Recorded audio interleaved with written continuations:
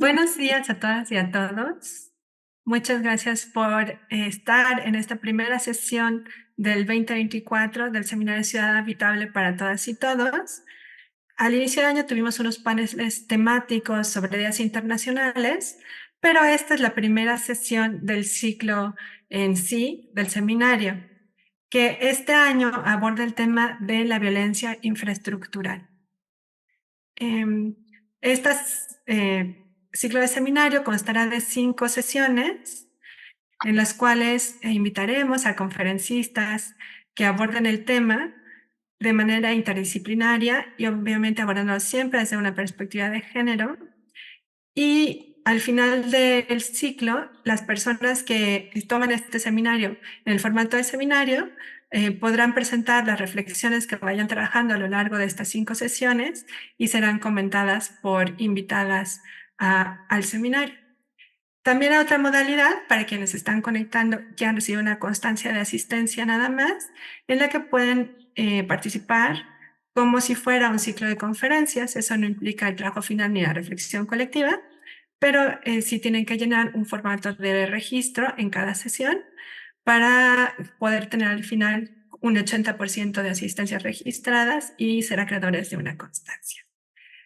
Bueno, las reglas del aula. Este es un espacio de respeto, de aprendizaje colectivo y por tanto tenemos ciertas reglas. Una de ellas es levantar la mano para pedir la palabra. No se vale interrumpir a las personas que están en el aula.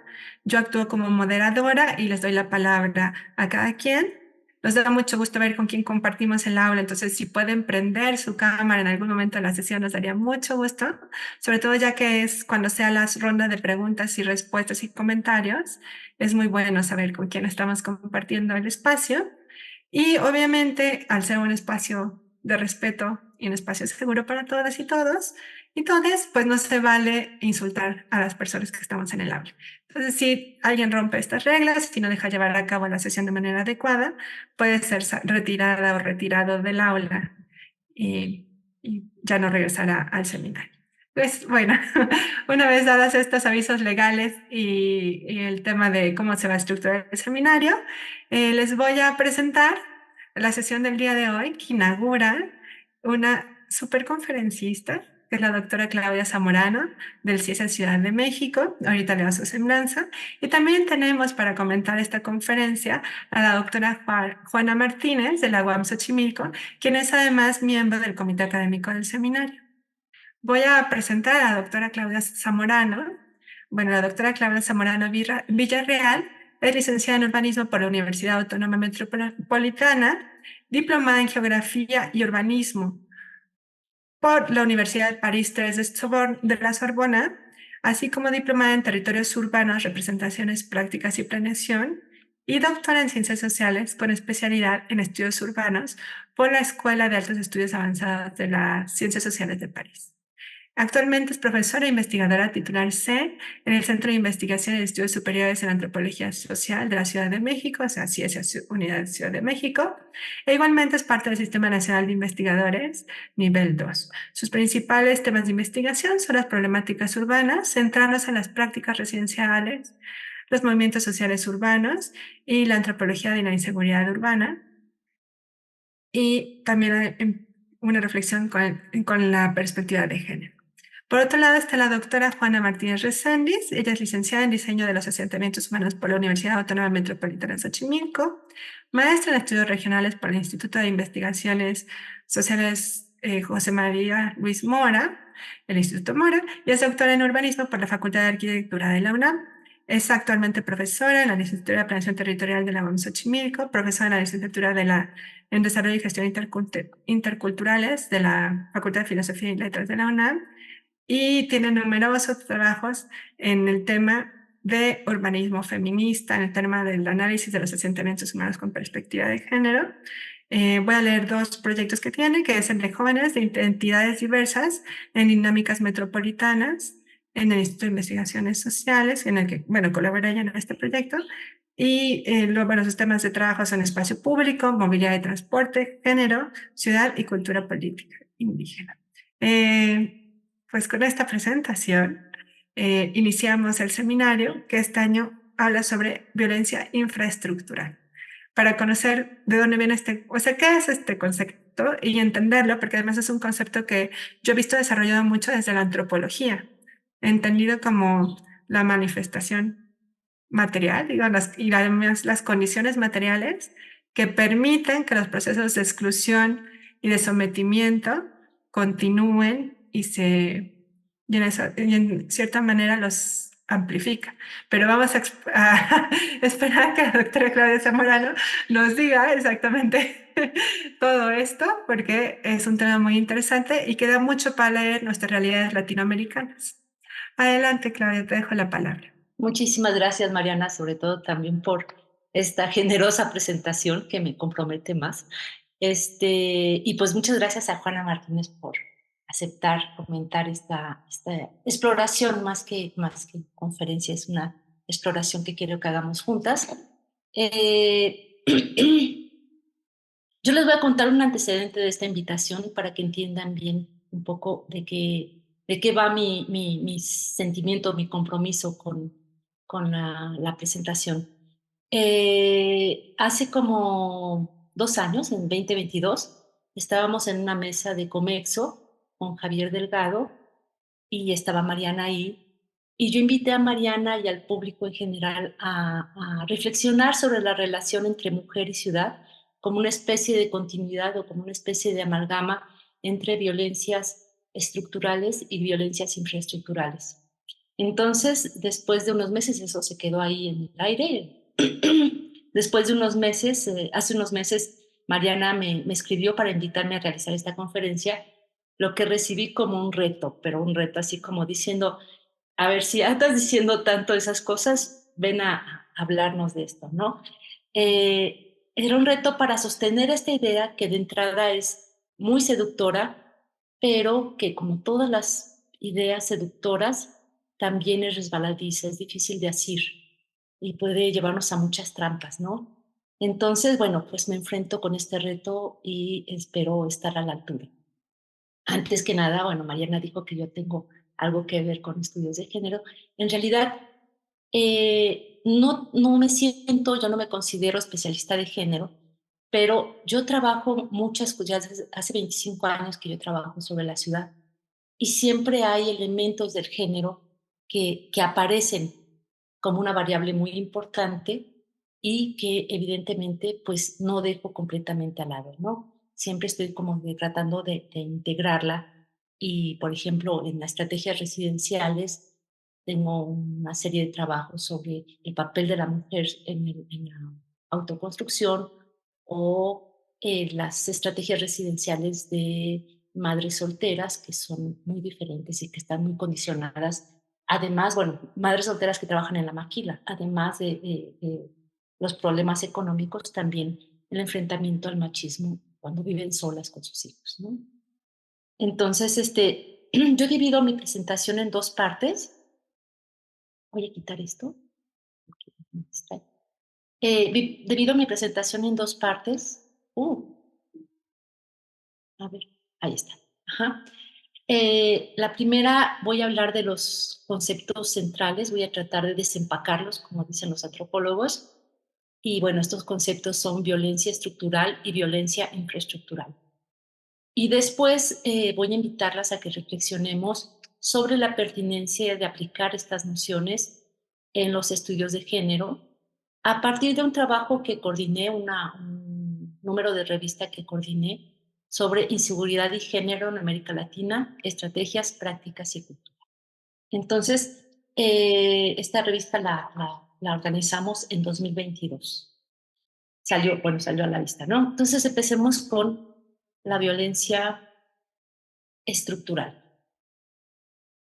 Este concepto fue teorizado por Johann Galtung en 1969 y fue definida como cualquier forma de limitación del potencial humano debido a estructuras económicas y políticas.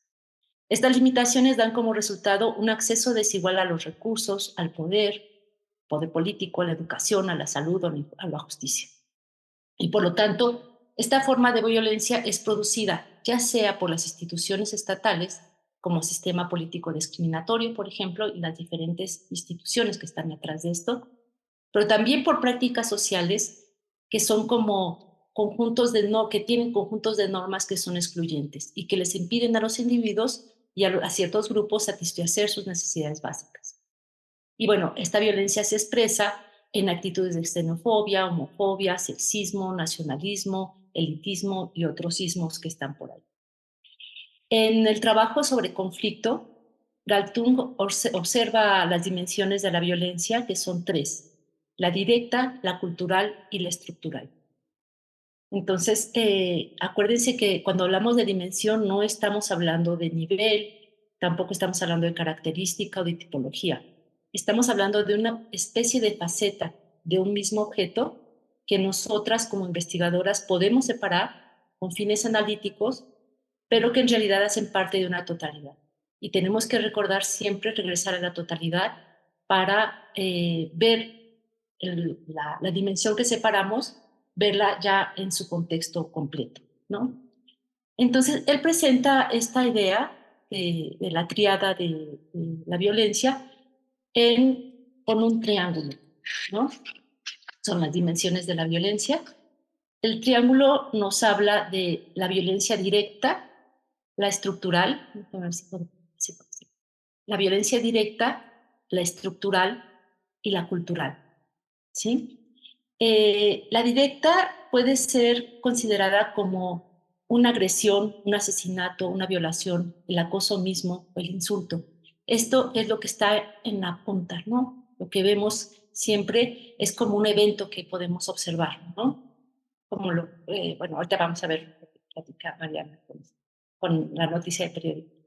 La estructural o sistémica es las instituciones, las estructuras sociales y económicas que generan una desigualdad de todo tipo, ¿no? Este es un proceso lento, de largo plazo, que se construye poco a poco en una relación directa con la tercera dimensión, que es la dimensión cultural.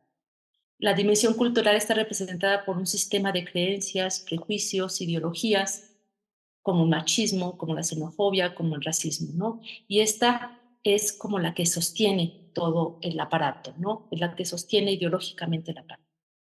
Entonces, la violencia estructural, que es la que estamos tratando de entender ahorita, es un producto de un proceso lento que establece desigualdad, que establece sufrimiento y que puede conducir a un estado de miseria permanente, incluso a la muerte. Y puede observarse en diferentes escalas. En la escala global, por ejemplo, tenemos claros que los países del norte tienen una esperanza de vida de 90 años, 85 años, mientras que algunos países de África o países del sur tienen 50 años, ¿no? Esto es resultado de una historia muy larga de colonizaciones y de explotación. A nivel local también podemos analizarlo, ¿no? Una comunidad o una ciudad en donde los pobres viven cerca de los deslaves, viven cerca de de las zonas que se inundan, etcétera, etcétera, ¿no? Entonces aquí se ve también esa violencia estructural, ¿no? Por ser pobre significa que no tienes acceso a una vivienda segura, a un entorno seguro y entonces tienes más riesgo de morir. Pero también hay unas que se llaman las glocales, ¿no? Las glocales son los que combinan lo global con lo local. Y aquí estamos hablando mucho en la Ciudad de México sobre la cuestión de los nómadas digitales, ¿no? Que compiten en el mercado de vivienda de la Ciudad de México con salario 20 veces más altos que los de los capitalinos. Y obviamente hace encarecer el precio de la vivienda y lleva a todas unas consecuencias, pues digamos, despojo. Eh, la violencia es duradera porque está anclada en las estructuras de la sociedad, las instituciones nacionales y globales, las normas y los procedimientos sociales. Entonces, bueno, esto es en cuanto a la violencia. Son muy duraderas, evolucionan lentamente la violencia estructural, se alimenta y sostiene gracias a la otra dimensión, que es la cultural, ¿sí? Que de alguna manera la violencia cultural justifica y naturaliza, perdón, las violencias estructurales y la violencia directa. Algunos autores presentan esta triada como una metáfora, con la metáfora del iceberg, y lo que generalmente podemos ver es la punta del iceberg, ¿no? Que es esa violencia directa, esos golpes, esos insultos, esos asesinatos, pero su frecuencia, su intensidad y sus modalidades están sustentadas por las dos dimensiones de la violencia que están a la base, es decir, por la violencia estructural y por la violencia cultural. Ahora sí vamos con ese concepto. Este es un concepto muy viejo que ha sido remaneado, que ha sido adaptado y comprendido de diferentes maneras. Tiene ya como 40 años, 50 años de vida. Entonces vamos con el concepto de la violencia infraestructural, que es mucho más reciente y también más desconocido. Mi primer acercamiento a esta violencia, a este tipo de violencia, este concepto de violencia, fue con la dirección de la tesis de Felipe Fernández, que se llama Flujos Violentos, Estado e Infraestructura Hidráulica en una ciudad portuaria de Buenaventura, Colombia. Es una tesis de doctorado de la Universidad Libre de Berlín. Se trata de, bueno, Buenaventura es el principal puerto que da al Pacífico, el principal puerto colombiano que da al Pacífico, donde los últimos años ha habido una inversión fenomenal, tanto nacional como extranjera. Y bueno, también es una ciudad en la que se ha hablado mucho de acuerdos de paz y ha tenido muchas intervenciones, o más bien muchos discursos, que hablan sobre la paz y la integración. Y sin embargo, con todos estos dos elementos, de inversión tanto política como inversión financiera, los habitantes, y en especial los habitantes pobres y negros, padecen carencias de servicios elementales. Bueno, creo que conocemos esta fórmula.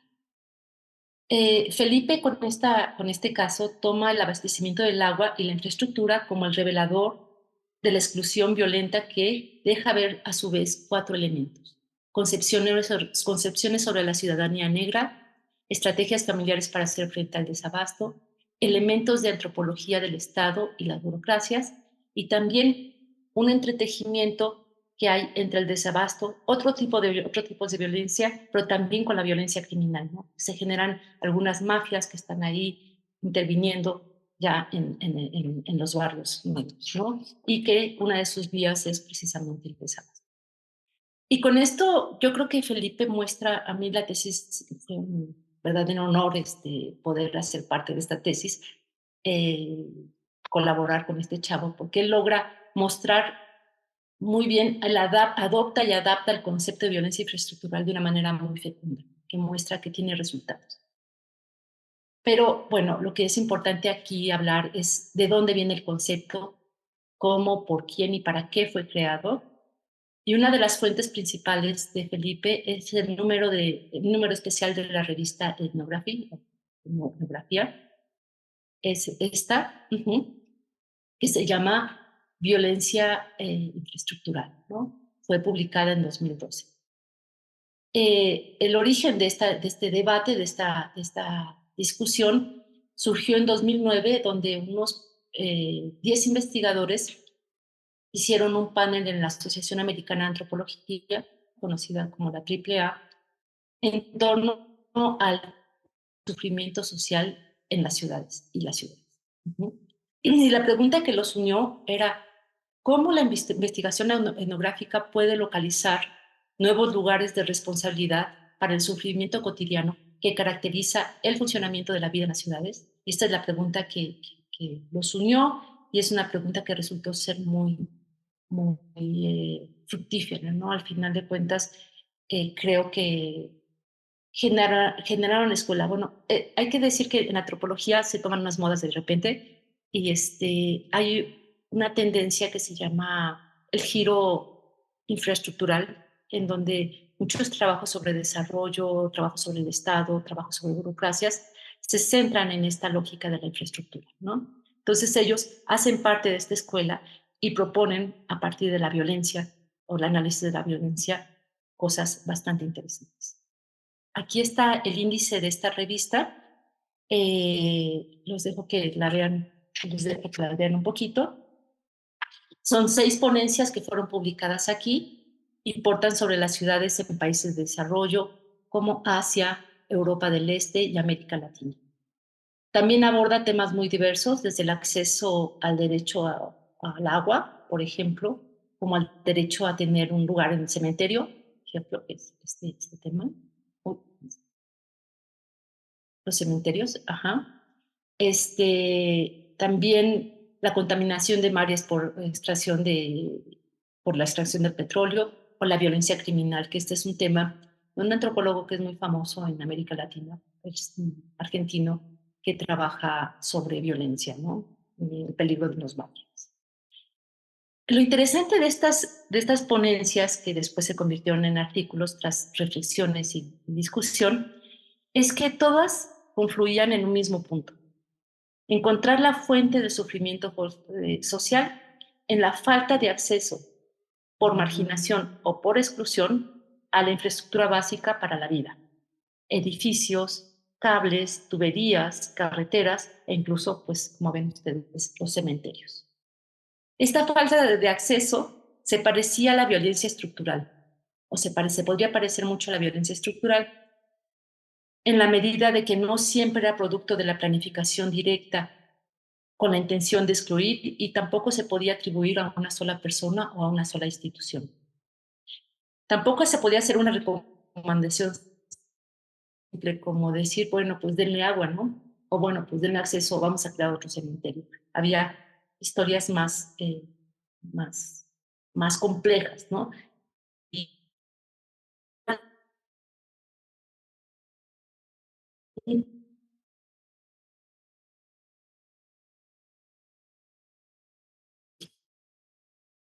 deja de ser materia de los ingenieros, de los arquitectos y de los planificadores, y pasa a ser abordada y discutida por las ciencias sociales.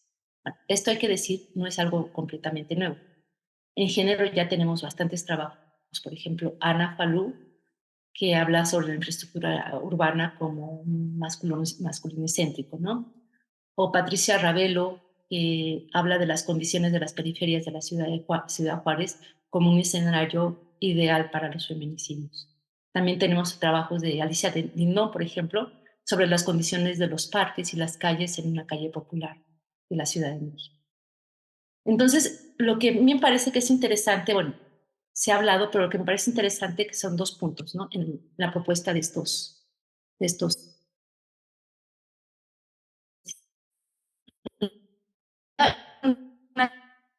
Claudia, creo que tu internet está un poco lento. Que llama violencia.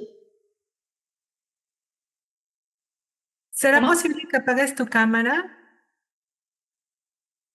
Ah, sí, con mucho gusto. A ver, A ver déjame si ver. mejora. Yo creo que sí va a mejorar así.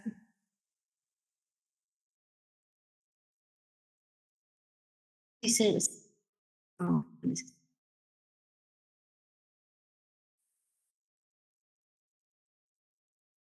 a ver, Yo creo que sí. A ver, hagamos la prueba. a pesar de que este tema, Perfecto. a ver,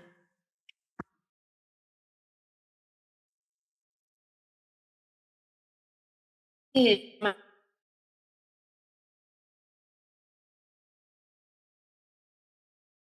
que autores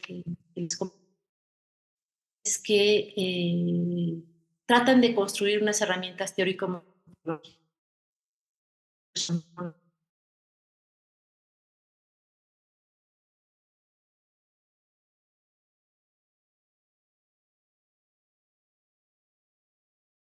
Eh, creo que se desconectó. Bueno, lo que podemos hacer es ahorita le intento ver que se conecte de nuevo y yo empiezo a pasar la presentación. Yo creo que eso puede ser mucho más sencillo. Eh, entonces, disculpen, vamos a dar 5 minutos para que se vuelva a conectar la doctora Zamorano.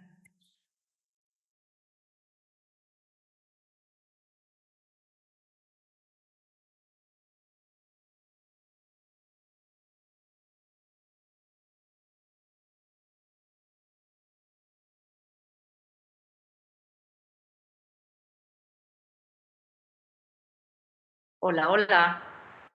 Se cayó. Mil disculpas. No hay problema. Te voy a proponer algo. Si También, quieres, mándame tu presentación a mi correo ¿sí? y yo la paso. Y así es menos ancho de banda. Ok.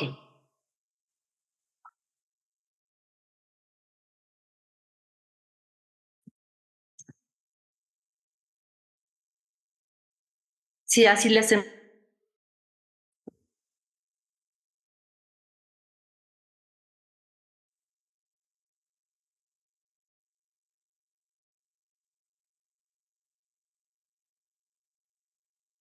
Mm. ¿No me deja entrar? Ah, ya está. Ujú.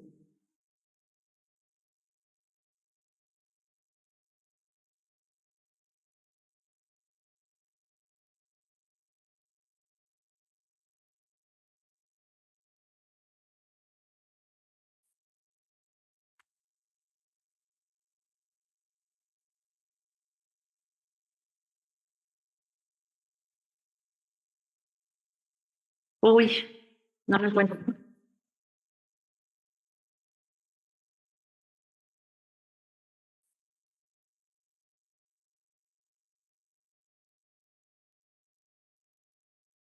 Aquí está. Mm.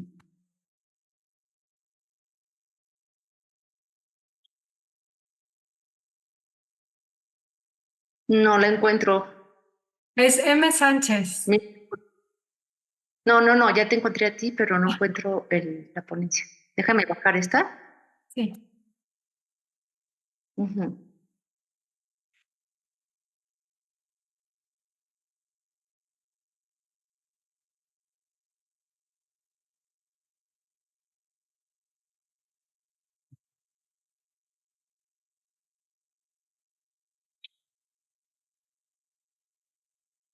Ya, ya me encontré.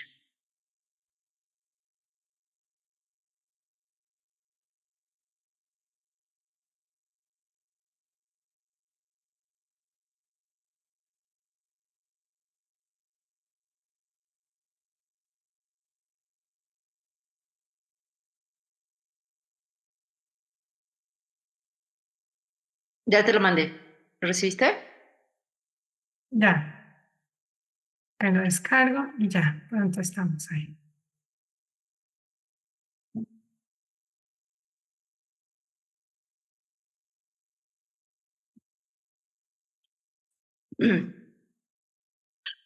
Perfecto. Bueno, entonces ahora la presentación. Ahí va.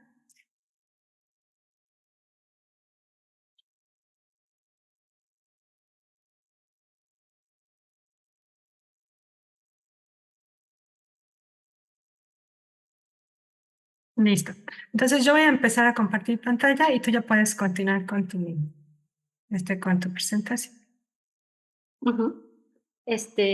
Me quedé en, se llama algo así como, qué bueno, cambiar.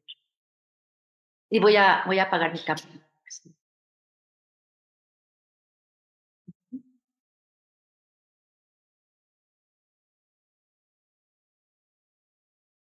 Ahí ¿Tienes está. por aquí? Sí. Ujú.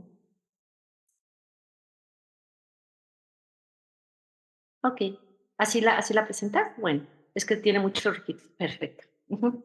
Entonces, bueno, yo les quería hablar bueno, ciertamente abordar la infraestructura como elemento de estudio para las ciencias sociales no es algo totalmente nuevo. Sin embargo, estos autores, sobre todo Dennis Roger, él ofrece una serie de ventajas de analizarlo bajo la perspectiva antropológica que él propone, la etnográfica sobre todo, ¿no? La primera es que ellos ofrecen construir una serie de herramientas teórico-metodológicas para comprender lo que llamaron ellos mismos la violencia infraestructural.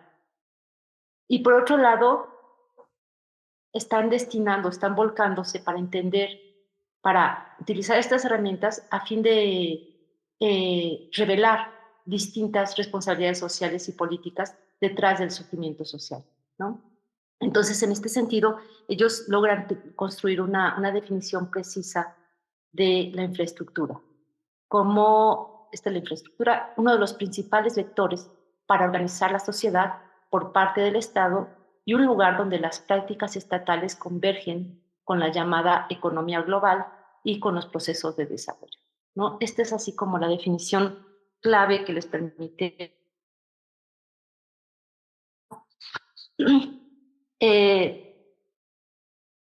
desde el punto de vista metodológico, la siguiente, por favor.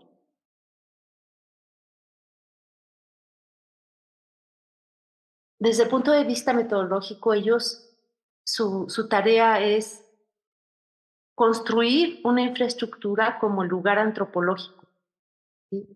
Desde donde se puede entender y teorizar los sistemas o ordenamientos más amplios y abstractos, tales como el Estado, la ciudadanía, la criminalidad, la etnicidad, la clase. Y aquí, obviamente, podríamos agregar a estos investigadores se les olvidó meter el concepto también de género, ¿no? Como algo que podrías, como algo abstracto que podrías revelar a través de las relaciones con la infraestructura de la sociedad.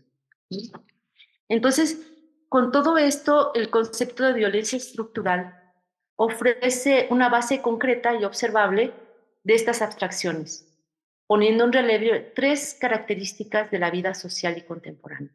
Por un lado, que las formas de discriminación generalmente van en grupo y son mutuamente constructivas, ¿no? Una forma de discriminación y de dominación va a llevar a una forma de dominación otra, ¿no? Por ciertos grupos, por diferentes grupos. Por una parte, también el segundo punto es que las formas de sufrimiento social, así como las respuestas a estas, están condicionadas por la organización económica, institucional y política de una sociedad. No solamente son cosas que nacen porque alguien es malo o porque no quiere entender. Tienen todas estas condiciones que sostienen el sufrimiento social y que lo reproducen también, ¿no? Y finalmente, que las sociedades modernas y capitalistas, el sufrimiento tiende a impactar negativamente a los grupos pobres y marginados debido a las sociales y simbólicos. Entonces, con esto podemos decir que en esta perspectiva de análisis, la violencia infraestructural nos ofrece herramientas para pensar de una manera relativamente novedosa y fincada en la materialidad de las diferentes formas de injusticia, sufrimiento, despojo, marginación, exclusión. Pero siempre debemos relacionarlas con la violencia estructural y con la violencia cultural, que las invisibiliza y las sostiene. Y ahora viene la pregunta que corresponde a este foro, ¿no? ¿En qué medida estas herramientas nos ofrecen algo interesante para aplicar a los estudios de género? Y bueno, creo que ustedes como especialistas de género, pues creo que lo pueden responder mejor que yo, pero yo voy a sugerir una respuesta mediante algo que yo tengo al alcance. Los trabajos que pertenecen a un número de revista que coordiné con Enola Caprón en la revista Incartes. La otra, por favor.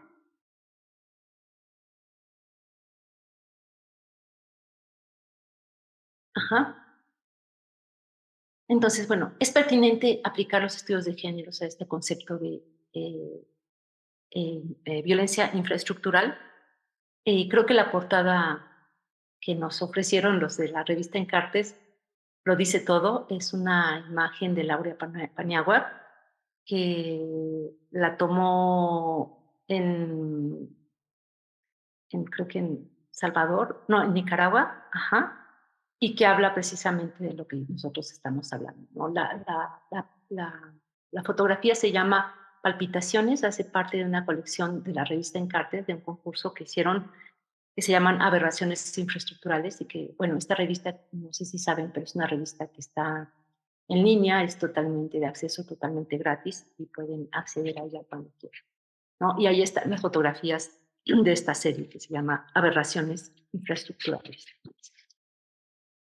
Entonces, bueno, esta revista tiene 6 artículos, además de una introducción que escribimos nosotras, Nora y yo, y pues va muy de acuerdo con esta problemática.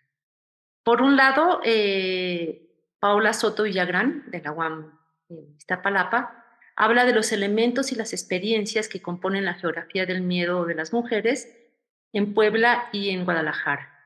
Y revela que hay una conjunción de arquitecturas, como dicen todos, efectivamente hay una arquitectura, hay una infraestructura que conduce al miedo, pero siempre va acompañada también de, de diferentes tipos de acoso masculino que refuerzan este sentimiento de inseguridad en espacios urbanos, sobre todo los abandonados, los que tienen rasgo de peligrosos. En el segundo capítulo,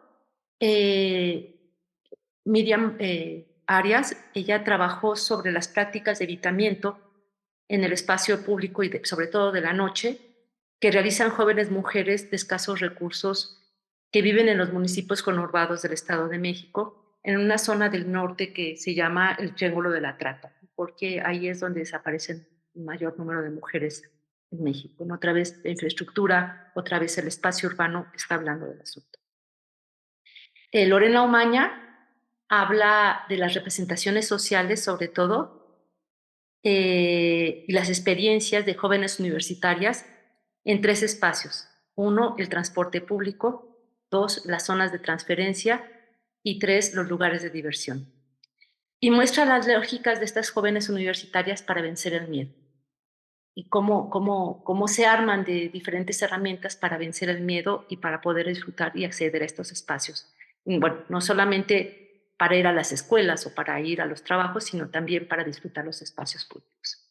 Y en el mismo tenor, Gabriela García y Carménica Zuriaga trabajan, pero ellas trabajan con mujeres de clase media alta, y enfocan principalmente las estrategias digitales que ellas construyen para protegerse entre ellas, hacer un grupito de sororidad. Finalmente está el trabajo de, no es finalmente, está el trabajo de Jimena Bertoni, que ella plantea cómo las mujeres viven sus entornos cotidianos cercanos y cómo a través de una práctica no es menos machista, que es el hacerse respetar y la negociación del propio concepto de la respetabilidad, ellas logran entrar y salir de su barrio de una manera relativamente segura. Y finalmente, ahora sí, Paola Flores, que es una estudiante de la UAM también, ella trabaja con un grupo de mujeres que hacen talleres de defensa personal y que hacen talleres con diferentes actividades para la concientización y los cuidados personales y mutuos. Y bueno, como comenté al inicio, pues no me considero una especialista de género y quiero hablar un poco del contexto que me llevó a coordinar este número de revista. La próxima, por favor. Yo estaba coordinando un equipo de trabajo bastante grande bajo un proyecto de CONACYT que tras muchas preguntas y muchas vueltas y muchos años de trabajo colectivo sobre todo, construimos una pregunta muy simple pero muy productiva. Y es cómo los habitantes de las ciudades latinoamericanas se protegen en los contextos de inseguridad y violencia que viven. Y bueno, esto dio pie a hablar de una antropología de la inseguridad. Además de esto, de este número de impactos, publicamos, creo que la otra, sí, un dossier que es Protegerse en el Valle de México, Antropología de la Inseguridad, otro dossier en Revista Alteridades, y finalmente un libro que se llama Dispositivos de Seguridad, Afectos, Prácticas y Relaciones de Medios Urbanos. Este libro es el último que salió y la verdad es que estoy muy contenta. Se va a presentar en el Congreso de Antropología en mayo. Y es un libro que la verdad tiene trabajos muy interesantes. No es porque yo lo haya conseguido, pero bueno. Una cosa que apareció en todos estos trabajos, que apareció de manera contundente, es que la antropología urbana preocupa a todas las clases sociales, a todos los barrios y colonias, desde el más pobre hasta el más rico, a todos los grupos etarios y a hombres y a mujeres. Y también incluso preocupa a las poblaciones del LGTB que no aparecen en las estadísticas, evidentemente. Y esto coincide más o menos con algunas estadísticas del INEGI, esta preocupación, ¿no? En el periodo de marzo a abril de 2023, 74.6% de la población mayor de 18 años y más consideró que vivir en su entidad federativa era inseguro debido a la delincuencia. Imagínense, 3/4 de la población consideran su entidad como un lugar peligroso, ¿no? Pero más que las cifras, a lo que nosotros nos interesó siempre en estos proyectos es saber de las experiencias, de las representaciones, de las prácticas y de los afectos que este sentimiento de inseguridad genera. Y sobre todo saber cómo esto repercute en la conformación de la ciudad, en la sociabilidad, en la producción de miedos, la producción de otredades también y la exacerbación de la fragmentación urbana. Aquí la situación de las mujeres presentaba una situación muy, muy particular, ¿no? Su miedo no solamente era más grande que el de los hombres, sino también era esencialmente diferente. La próxima, no, está, no lo puse, perdón. Sí, está aquí, sí es esto, ¿no? Mientras que los hombres tienen miedo. Bueno, no, voy a hablar de cifras estadísticas un poquito para que tengamos el contexto.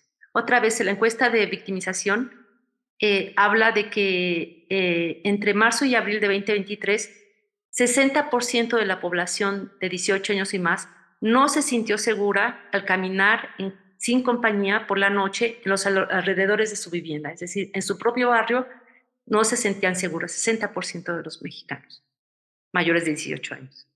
Con esto, con las mujeres este porcentaje subía a 68.5%, mientras que el de los hombres era de 51%. Pues está.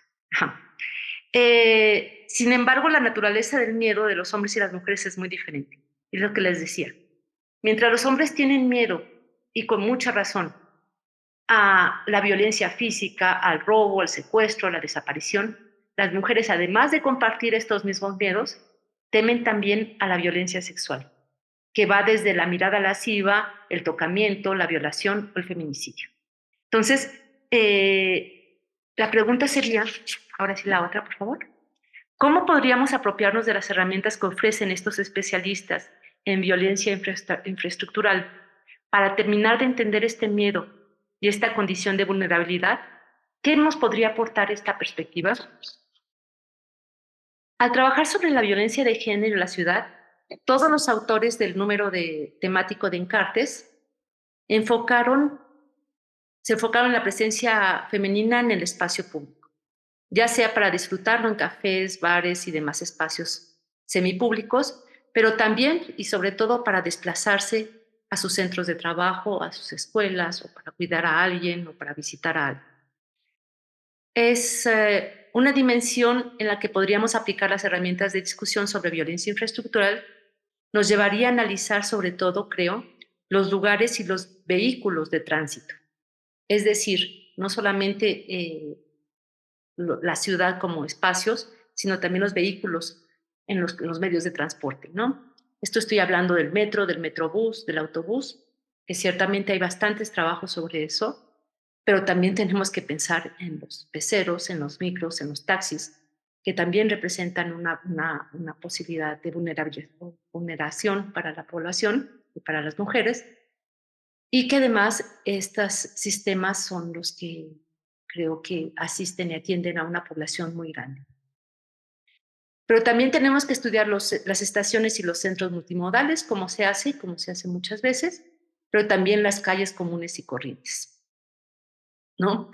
Que son, bueno, lugares abandonados, lugares baldíos, con muchas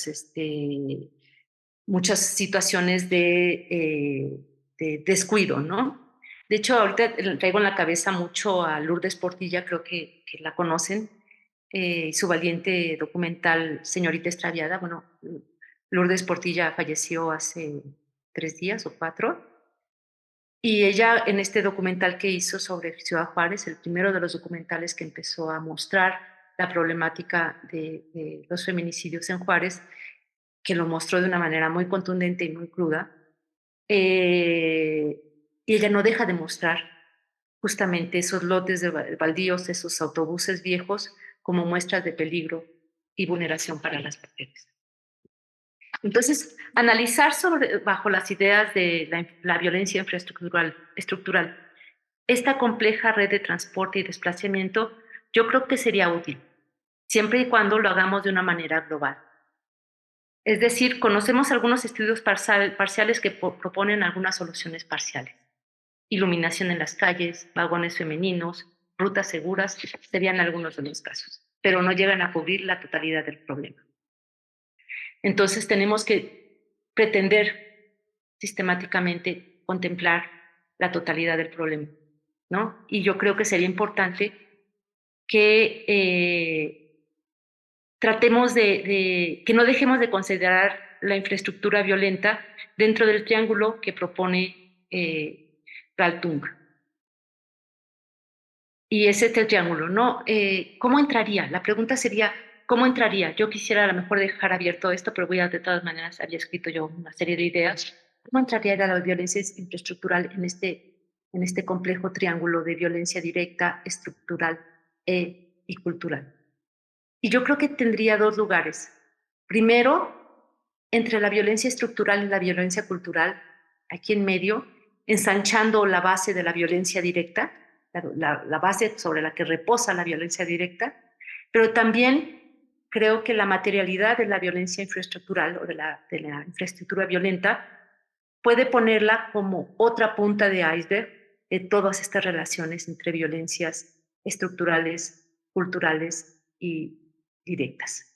Y con eso termino y muchísimas gracias. Muchas gracias, Claudia. Creo que es muy provocativa esta pregunta y cómo enmarcas la discusión y la reflexión y nos das muchas pautas para continuar con este seminario.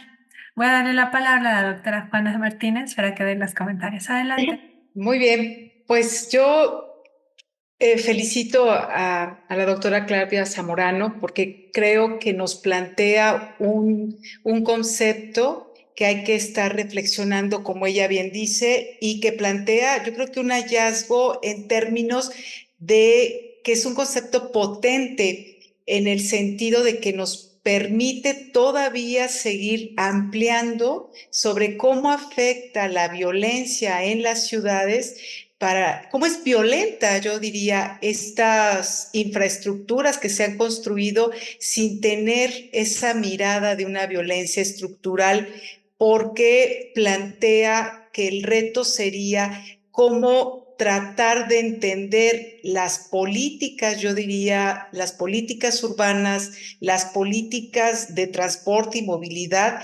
pensando en términos macros de una ciudad, pero también en cómo se vive esta violencia de manera interna en los hogares. Porque pareciera que el concepto nos remite a toda la violencia que han vivido las mujeres desde al interior de sus viviendas, pero también cuando salen, cuando cruzan ese umbral de que tienen que hacer estos recorridos y cómo esta infraestructura que bien lo comentas, en el sentido de la movilidad, en el sentido de recorrer la ciudad, y que esta infraestructura no está pensada para una mayor seguridad, sino al contrario, es una infraestructura que que no está haciendo esta cohesión entre lo que se está proponiendo por la misma institución, que como alternativas nos está brindando infraestructuras que no conocen de qué manera las mujeres están viviendo la ciudad. Y como bien señalas, si lo planteamos desde cómo se reflexiona en términos de hacerlo evidente, de hacerlo observable, pues este hallazgo que yo veo a partir de que surge esta revista con estas miradas y construirlo desde la etnografía, pues nos permite también vincularlo con los trabajos que se han hecho con estas perspectivas de género y vincularlo a la experiencia de las mujeres en las ciudades. Yo aquí también veo que este concepto, como bien dices tú, revela distintas responsabilidades. ¿Por qué lo planteo? Desde quién y cómo se están construyendo la ciudad, y que esta responsabilidad, en este caso institucional, pero también nos remite a temas de políticos. En este caso, alguien comentaba ahorita en el chat, ¿qué está pasando con esta política de senderos seguros? O sea, ¿hacia qué está tendiendo? ¿Cómo está solamente planteándonos desde una mirada pues muy particular, muy, yo diría, nada objetiva, solo está atendiendo de manera no estructural, ¿no? Está solamente, yo diría, parcialmente, y está perdiendo el foco de atención hacia ver estas violencias que tú nos planteas como estas violencias infraestructurales. Y lo vinculo también de cómo los retos que tú nos mencionas, ¿no? Dices, cómo empezar a construir este lugar antropológico que nos plantea desde dónde se puede entender y teorizar y seguir teorizando sobre este concepto. Y si bien lo comentas, que la violencia como se nos presenta, yo diría la violencia sexual, la violencia hacia el género, pues se nos presenta también como una construcción social que está muy vinculada con el tema de que no se plantea si no reforzamos cómo vamos a cambiar estas formas de relacionarnos entre hombres y mujeres, pero también de cómo estamos planteando la cuestión de vincularlo hacia la infraestructura, hacia el mismo ordenamiento del territorio que tú lo comentas, cómo lo vamos a llevar al tema urbano, al tema periurbano, a todas esta forma de entender a la ciudad no como una ciudad solo enfocada en los lugares centrales, sino también en sus propias periferias y en sus entornos periurbanos, yo diría, que están muy alejados y que son las mujeres las que tienen que, ya trabajos de Paula Soto nos han mostrado los recorridos que tienen que hacer estas mujeres desde las periferias y cómo lo hacen a través de un miedo constante y a través de enfrentar este miedo porque la pobreza, en este caso la pobreza de la mayoría de la pobreza de género que se llama, pues la viven las mujeres, ¿no? Entonces estos grandes recorridos, estos trayectos que se hacen vinculando infraestructura tanto periurbana como metropolitana y que no han logrado conectar y que no han logrado permitir esto que le llamabas tú, este acceso sin violencia, yo diría, cómo accedes a la ciudad sin sentir miedo, cómo accedes a la ciudad o al entorno urbano o al contexto, en este caso, de las trayectorias periurbanas y metropolitanas, sin tener que vivir el miedo de manera permanente. Y yo creo que también aquí entraría este tema que tú bien lo planteas con este concepto y con este reto de cómo esta violencia infraestructural puede vincularse con el tema de cómo el Estado tendría que proporcionar o tendría que vincular y lo relaciono con el tema también del derecho a la ciudad, pero también de los derechos que plantea la Constitución de la Ciudad de México. Entonces, como que hay manera de dónde, yo diría, de dónde vincular al propio Estado, pero también a la ciudadanía y lo que comentas, cómo podemos hacer que se vincule con la perspectiva de género en el sentido de que también hay un derecho de la mujer o de las mujeres hacia la ciudad. Entonces, aquí yo lo veo como varios niveles que hay que aterrizar las infraestructuras. Unas están las que se viven en los hogares y unas están las que vivimos fuera de nuestros hogares, pero que se vinculan con el acceso al derecho a la ciudad. Yo lo veo así el tema, pero también creo que necesitamos seguir reflexionando a lo que tú comentas, ¿no? ¿Qué nos está ofreciendo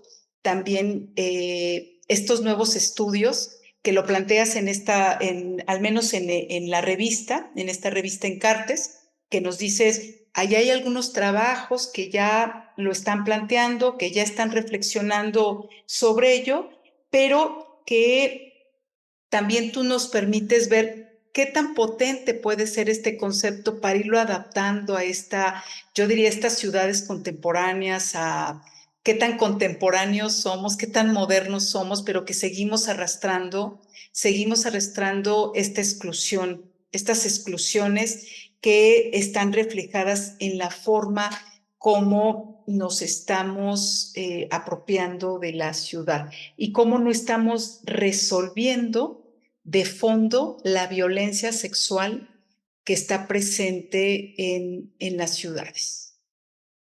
Pues muchas gracias y me deja para hacer mayores reflexiones a esto. Yo creo que es un tema que vamos a tener que seguir abordando y yo creo que va a ser muy importante que en este momento quienes participan y quienes nos están escuchando en este seminario también vayan reflexionando acerca de cómo se sigue percibiendo y se sigue viviendo este miedo a la ciudad. Y me recuerda también un trabajo que presentó una artista que se llamó, con un libro que lo hizo inclusivo para las personas invidentes o con alguna discapacidad, en donde ella hablaba de la arquitectura hostil.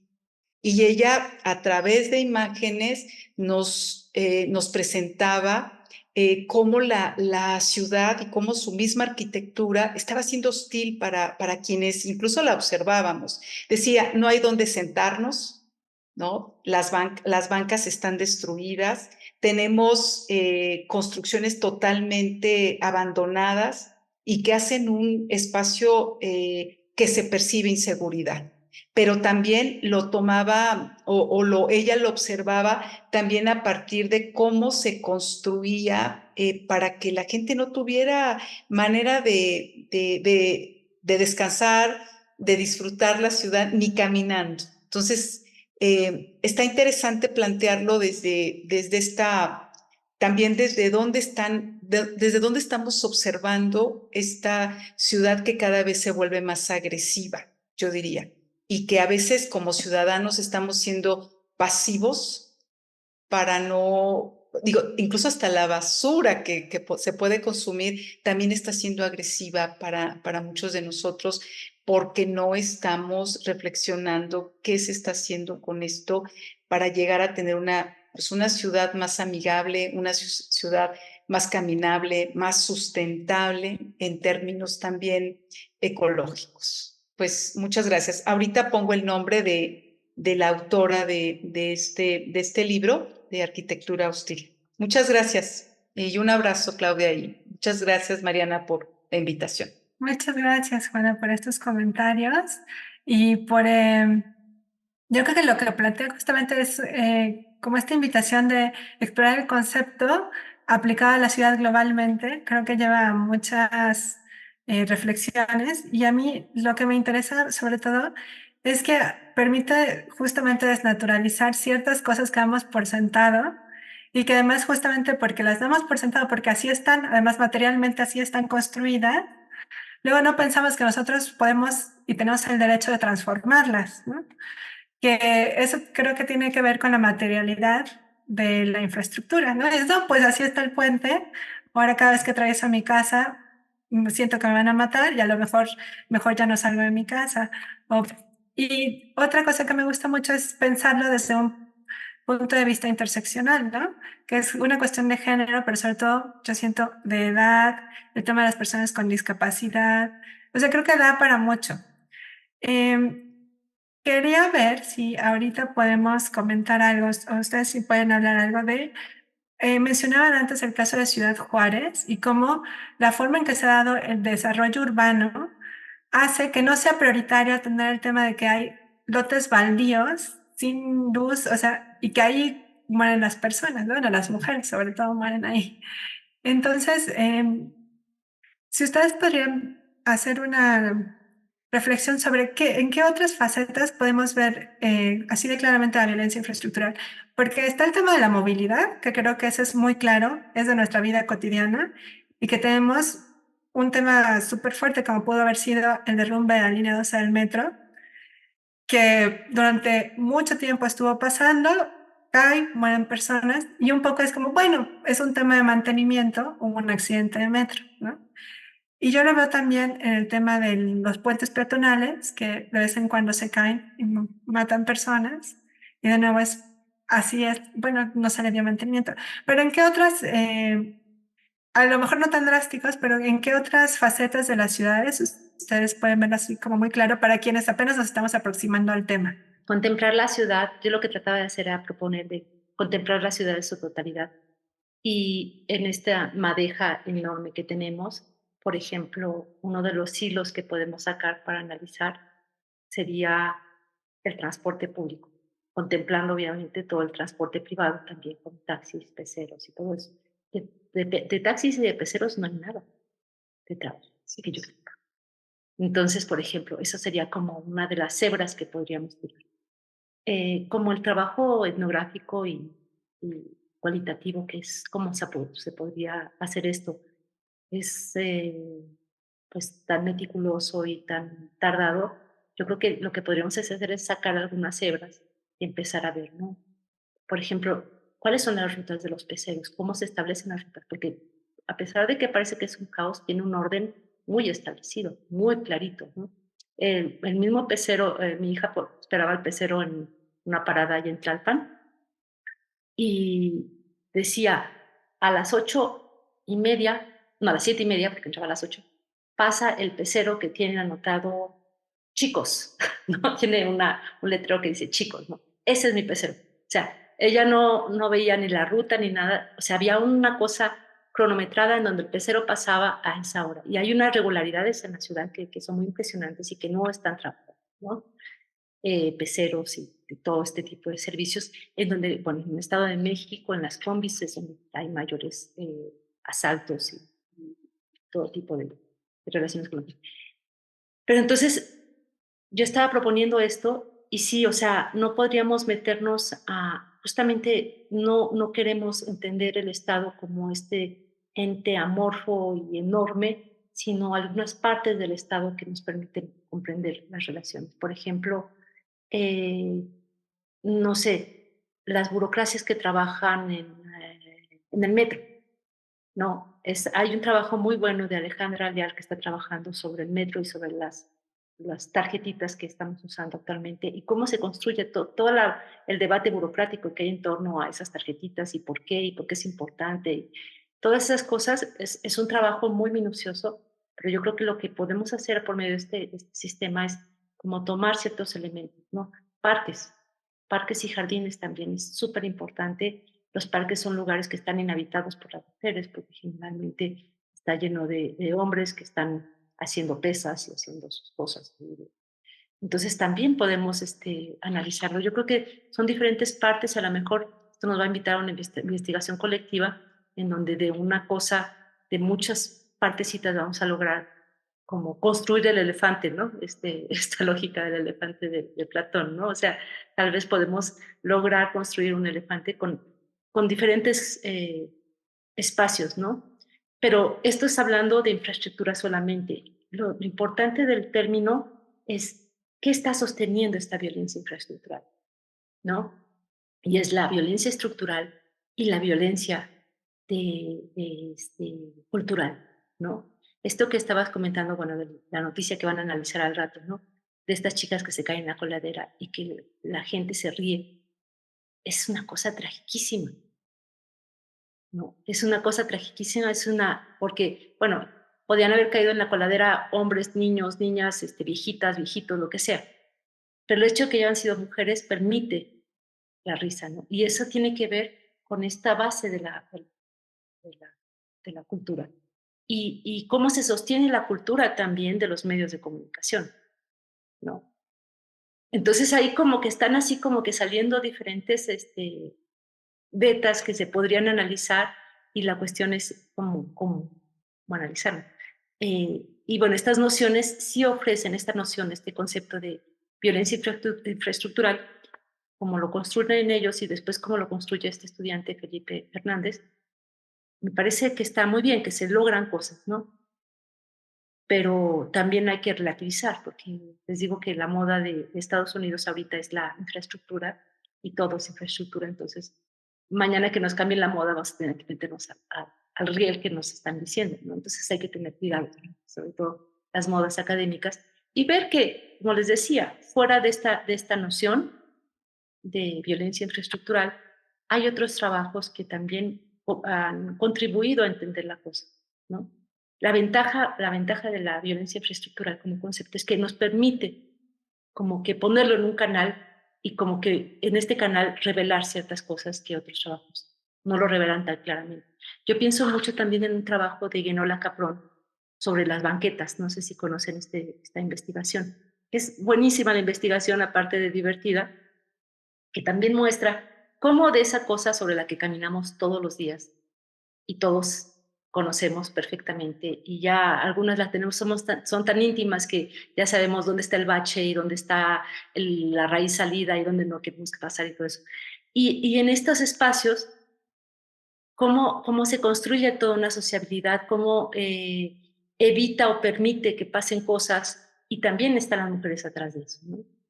Las mujeres que pasan por esas banquetas y bueno, todo el contexto, lo que hace. Hay un trabajo de Louis, no me acuerdo cómo se llama, que también trabaja que habla de las banquetas del Rosario, ahí cerca del Río de los Remedios. Y dice, es que simplemente uno va caminando en la banqueta y de repente ya no hay banqueta. Entonces ya no tengo objeto que analizar. Y de repente en ese lugar donde tendría que haber una banqueta hay un perro muerto, hay basura, hay un montón de cosas. Esa es la habitabilidad, pero eso corresponde, por eso yo creo que eso corresponde a toda la población, ¿no? Y las mujeres seguramente lo viven de una manera particular, pero toda la población lo sufre de una manera o sea, esta violencia infraestructural no es solamente contra las mujeres, no solamente afecta a las mujeres, pero a las mujeres las afecta de manera particular. Entonces tenemos que como que ver ese contexto global, ver cómo están los viejitos, las viejitas, los niños y todo eso, y después ahí entender cuál es la particularidad de las mujeres en relación a estas violencias, ¿no? Y sí, bueno, el concepto sirve para bajar las abstracciones y convertirlas en concreto. Eso es lo que me gusta mucho del concepto. Eso sí lo pienso que es una ventaja. Muchas gracias, Claudia. Adelante, Juana. Sí, sí, yo también pensando en esta reflexión que haces, Claudia, en términos del concepto, a mí me llamó mucho la atención el cómo en esta revista que nos comentas, ¿no? Por así decirlo, los pioneros, ¿no? Que ponen el concepto aquí en el centro, denominan el sufrimiento social. Y entonces yo lo vinculo en donde, pues sí, nos podrá disgustar que una banqueta esté deteriorada, ¿no? Nos podremos caer y demás, y como tú dices, ya ir como prevenidas, ¿no? Usar tenis, ¿no? No llevar tacones y las señoras que van con las carriolas y demás, las mujeres, pues se tienen que bajar de la banqueta y exponiendo a sus hijos a que puedan ser incluso ellas mismas arrolladas, ¿no? O ahí sufrir o más bien, o ser víctimas de un accidente. Pero cuando yo lo llevo a esta reflexión del sufrimiento social, me hace pensar que efectivamente afecta a sectores muy pobres de la población y que entonces sí tendríamos que ver que este concepto de sufrimiento pues no les permite, como tú bien también comentabas del concepto de cómo lo vinculamos a que el ser humano no pueda, en este caso, decidir sobre sus propios destino, incluso de vida, ¿no? ¿Cómo lo condiciona esta pobreza? Y entonces ahí es donde yo me planteo el cómo el concepto también nos permite que el ser humano no se desarrolle en libertad, ¿sí? Que tiene ciertas limitaciones incluso que lo somete a vivir en esta violencia, yo diría también de vivir en pobreza, ¿no? De mantenerse marginado, de mantenerse excluido, de que no tiene acceso a esta movilidad social, porque también las condiciones de su propio entorno no se las permite. Y esta infraestructura que yo decía, que te permite tener cierta conectividad con la ciudad, que nos lo da la infraestructura, en este caso, la gran infraestructura, el metro, por ejemplo, que es una obra, es una mega obra, y que así se nos planteó la línea 12 del metro, y que sí resolvió en su momento, redujo el tiempo de transporte. Yo hice un trabajo que tenía que ver cuando fue el primer cierre del metro, que se dio por fallas y demás, y que había una crisis. Yo le llamé esa crisis de movilidad, porque se cerró el metro así, de la noche a la mañana, la línea 12, y ahí fue el primer encuentro que tuvimos como, ¿cómo es posible que una infraestructura, un megaproyecto de esta envergadura se cierre por motivos que todos desconocían? Pero la gente llegó al día siguiente, fue en marzo, recuerdo, de 2012, que la gente llegó y se cerró el metro por cuestiones ahí, creo que en ese momento eran de energía eléctrica, pero que estuvo cerrado como 6 meses. Entonces, eso nos marcó un antes y un después. La gente se acostumbró a los 45 minutos que les permitía esa movilidad a regresar a su hora y media, 2 horas, hasta 3 horas. Entonces, de entrada, ahí yo ya lo vinculo con un mayor gasto, un mayor rendimiento, levantarse más temprano, y ahí lo vinculo también en que esto que decíamos, que tiene un impacto negativo. Esto que tú decías, nos permite ver que también esta violencia infraestructural también tiene impactos negativos en la sociedad. Entonces, la calidad del sueño, la alimentación, el tema de lo económico. Entonces, yo creo que nos permite ver y dimensionar este sufrimiento social, pero también este sufrimiento individual, y que lo tienen que vivir las familias de menores recursos. O sea, eso sigue siendo, creo que la punta del iceberg, ¿no? Que hay que reflexionar en torno a eso. Pues muchas gracias nuevamente. Muchas gracias.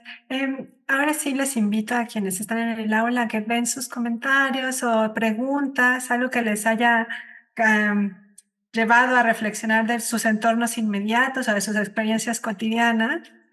Veo la mano de Loarri y veo que por ahí había una pregunta, ¿no? Bueno,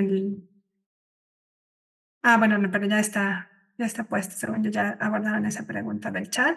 No sé si alguien más quiere dejar alguna pregunta. Adelante, Larry Gabriel. Muchas gracias. Muy buenos días, maestra Mariana, un gusto verla. Muchas gracias a las ponentes. Bellísimas reflexiones muy profundas. Yo tengo antes de la pregunta que había yo colocado en el chat, me gustaría preguntarle a la doctora Zamorano si usted cree que, por ejemplo, estas formas de dominación que usted mencionó durante su presentación, y que, bueno, de alguna manera han impactado y han profundizado hasta cierto punto este sufrimiento social, ya ha sido considerado como una forma justamente de control, o es considerado como una forma de control por ciertos grupos, ¿no? Si es así, entonces me parecería que estas respuestas, incluso que da el gobierno, que ya conoce, ¿no? Y como bien lo mencionaba una compañera del chat, es increíble que toda la sociedad sepa dónde están esos puntos focos rojos, ¿no? Y que las autoridades no. Entonces, bajo esta lógica, pareciera que estas respuestas por parte del gobierno se quedan cortas, se quedan disminuidas, ¿no? Ante la problemática de atender esta violencia que en algunos puntos se ha exacerbado, ¿no? Incluso mencionaba también esta geografía del miedo, que ya también se ha esparcido por diversas partes del país. Entonces, mi pregunta es esta, si estas formas de dominación, ¿qué hay detrás de estas formas de dominación, ¿no? ¿Qué se pretende entonces para la sociedad? Y la otra, ya me voy a ir un poquito más en el ámbito de la génesis. ¿Considera usted que el hombre es violento por naturaleza o a través de la historia esta violencia se ha concentrado, se ha modificado, se ha potencializado, ¿no? Porque justamente viajaba en el metro ya van varias veces que veo esta violencia, pero en mi propio género, ¿no? Entre mujeres, por la disputa de un asiento, ¿no? Generalmente justamente en el metro. Entonces, ya las formas de violencia que yo he observado en mujeres, hacia mujeres, ya creo que pasan de lo normal. Muchas gracias. Gracias. Adelante, Paola. Y después, si quieren, le hacemos 3 preguntas, ¿está bien? Ajá. Entonces, va Paola y luego había otra mano levantada por ahí. Adelante, Paola. Gracias, soy Paola Flores de Lajas. Bueno, ya conozco a varias de ustedes, me da mucho gusto estar aquí escuchando y aportando un poco a la reflexión. Justo escuchando a la compañera de hace rato, Lori, me parece que, no sé si digo bien su nombre. Bueno, estuve participando en una formación para las personas que trabajan en el transporte público, un poco para entender los protocolos en caso de violencia sexual. Y este imaginario, ¿no?, del hombre agresivo que se pone un poco en contraposición a las mujeres que decían, bueno, también nosotros somos agresivas, ¿no? Y vemos a las 7 de la mañana en el metro, es prueba de ello. Y justo hacíamos esta diferencia de la violencia sexual, ¿no? Que es justamente un tipo de violencia que pues está comprobado con los datos que ejercen mayoritariamente los hombres contra las mujeres y que es un tipo de violencia que debe estar bien definida. Ya le decía la doctora hace rato, ¿no?, que a pesar de que las mujeres y los hombres vivimos en un país en donde continuamente estamos violentados, ¿no?, en el espacio público, pues este tipo de violencia pues hace una diferencia enorme, ¿no? Y esto me hace pensar en cómo la dificultad o el reto que ya más o menos se ha manifestado entre pues esta violencia infraestructural pues es una expresión de todos los tipos de violencia social que existen actualmente y la complejidad para dar respuesta desde el aparato gubernamental a este tipo de situación, ¿no? Porque no es solamente un cambio de espacio, un cambio de infraestructura con todas estas características que ya se han observado que ayudan a mejorar la percepción, sino también pues lleva inserto un proceso de educación, de cambio, de enfoque, de transformación que no necesariamente va a ser evidente, ¿no? Y no necesariamente es fácil de abordar. Y pues este marco que nos proporciona la doctora Zamorano sobre pues los tipos de violencia estructural, la sociocultural, pues las respuestas deberían de estar interconectadas, ¿no?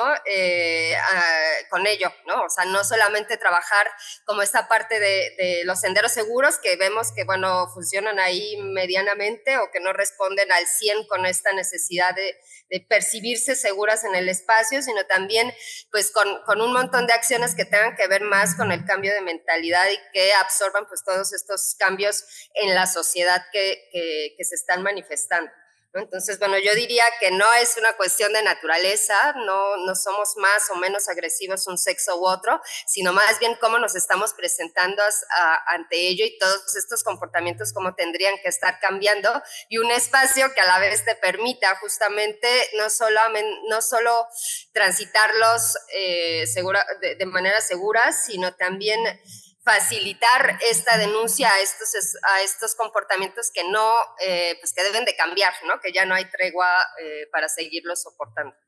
Gracias. Gracias, Paola.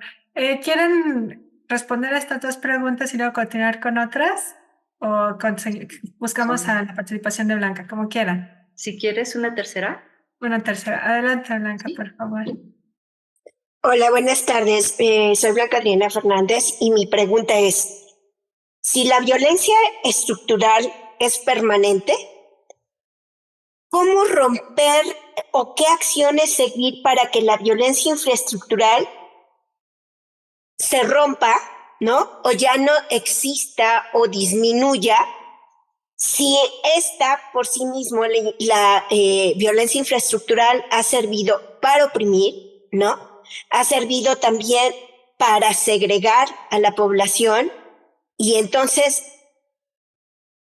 ¿qué acciones tomar? ¿Desde dónde empezar a abordar? Porque efectivamente es un problema multifactorial, ¿no? Que no solo afecta la parte de la movilidad, sino está mucho más arriba, está en el sistema, con ideología, con pensamiento, y entonces, ¿desde dónde actuar? Gracias. Gracias, Blanca. ¿Quieres? Adelante, Claudia. Sí, ya me habías dicho que eran participativas. Y bueno, nos meten en aprietos. Voy a empezar con la pregunta de Blanca, porque creo que esa resuelve muchas cosas de las preguntas anteriores. Sí, la violencia infraestructural es dependiente. Si regresamos al cuadrito, al triángulo ese donde estamos viendo la violencia a la punta, la violencia directa, que es la violencia que vemos todos los días, el golpe, el trancazo, el insulto, etcétera, la nalgada. Si vemos eso, esa está soportada por esta violencia estructural que tiene que ver con el Estado, que tiene que ver que tiene que ver con la sociedad, con normas de la sociedad, y que van de la mano, en donde tienes, por ejemplo, en el triángulo, en la parte, en el vértice del triángulo donde está la violencia estructural, puedes tener, por ejemplo, leyes que no existen de derecho de género, todas las trabas que se han puesto para favorecer la, este, no sé, las alertas de género, todas estas cosas que están limitando eso, que están por una parte la resistencia del Estado, en donde el Estado, personajes como nuestra gobernadora de la ciudad, decía, bueno, vayan a manifestar, pero hay formas, señoritas, ¿no? Una cosa así. Y por otro lado, tenemos la sociedad misma que está sosteniendo esta idea, ¿no? Y que se escandaliza por unas pintas un monumento y no se escandaliza por eh, desapariciones forzadas de jóvenes y de jóvenes, hombres y mujeres. O sea, pero bueno, en este caso estamos hablando, ¿no?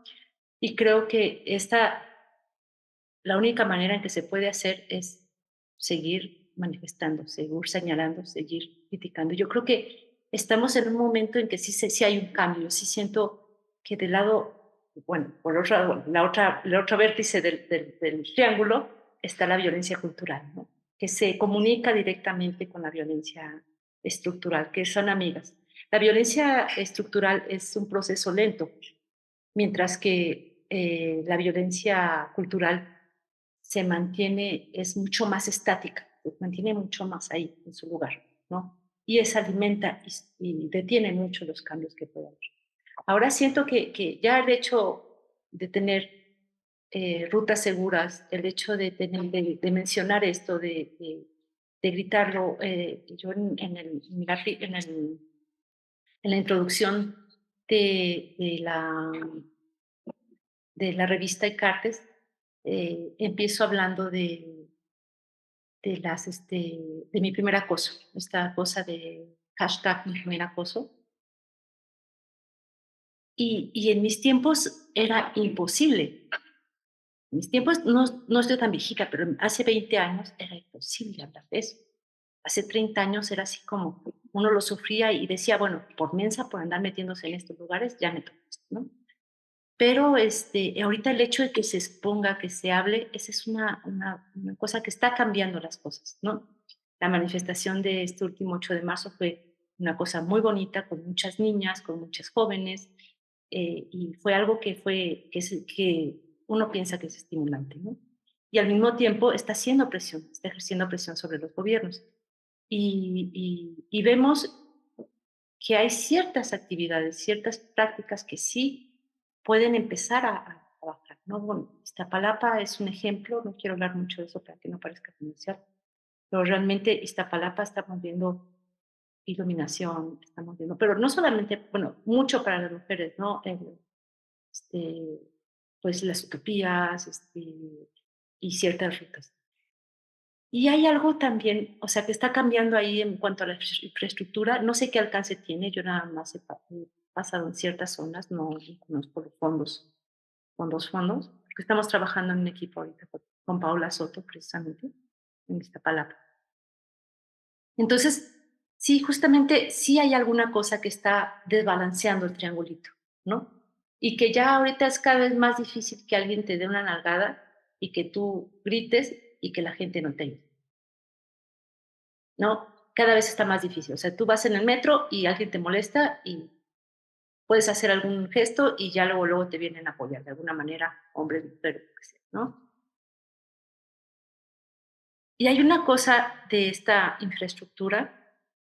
Cuando hablaban del metro de la línea 12, yo pensaba mucho en una entrevista, un comentario, un testimonio que dio una mujer, diciendo que cuando llegó la línea 12 a su barrio, ella estaba muy orgullosa, se sentía como una ciudadana tratada con dignidad, porque yo creo que es la noción de ciudadanía la que está en juego también, que se sentía como una ciudadana tratada con dignidad, con ese metro tan bonito, la línea dorada, que tenía pisos de mármol, música clásica, y era un lugar así como precioso, ¿no?